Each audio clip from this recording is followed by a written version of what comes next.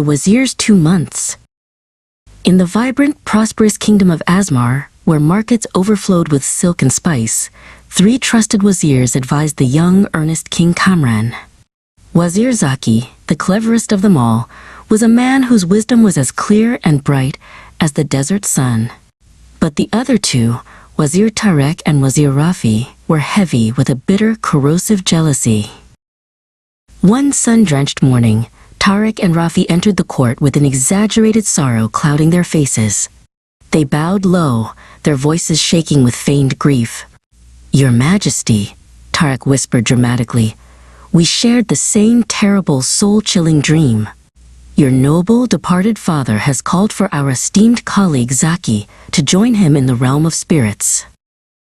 King Kamran was immediately heartbroken, his youthful face etched with sincere grief, believing this message was a command from the grave. He reluctantly ordered Wazir Zaki to prepare for his final, solemn journey. Zaki, whose mind instantly unraveled the wicked trick, showed no flicker of fear, only a deep, thoughtful calm. "Your Majesty," Zaki requested, his voice steady and respectful, "I only ask for 2 months' time. I must settle my affairs, distribute my worldly goods, and say my final, dignified goodbyes to my family and friends. Then I will gladly follow your father's call." The king, sighing a deep sigh of relief for the small reprieve, granted the time immediately. During those precious 2 months, Wazir Zaki spent every night in the small, abandoned ceremonial chamber, a space thick with dust and shadow. With the help of his single, loyal servant, Amir, he secretly and tirelessly dug a long, narrow tunnel leading to a forgotten well just outside the city walls. They worked by the whispered light of a single lamp. When the final day arrived, Wazir Zaki was led to the chamber door. He paused, offered a peaceful, genuine smile to the onlookers, whispered his final farewells, and stepped inside.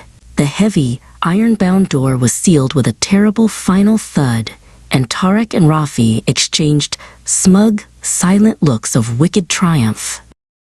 Of course, Zaki did not stay.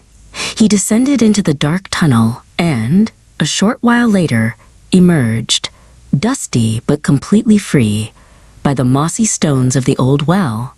He donned the simple clothes he had hidden, traveled far across the hills, learned new wisdom, and patiently waited for the silence of his absence to settle over Asmar like fine dust. 6 months later, a wiser, healthier, and even more polished Wazir Zaki stood suddenly before a startled King Kamran. The king, overcome with shock and joy, rose from his seat, throwing his hands up. "Zaki, you have returned from the grave. How is my father? Tell me everything." Zaki bowed low, a look of profound respect on his face. "Your Majesty," Zaki said, his eyes sparkling with a subtle, delicious mischief, "your noble father is well, and he has a new, urgent message for you. He says that the 2 months you granted were more than enough time for me to settle my affairs and reach him." "Now," Zaki announced, his voice suddenly ringing through the court, "he has called for Wazir Tarek and Wazir Rafi to join him immediately. He says 2 minutes will be enough to settle their paltry affairs." The king's eyes widened, and he understood everything in a flash of clarity. Moral: those who dig a wicked pit for others often fall into a deeper one themselves.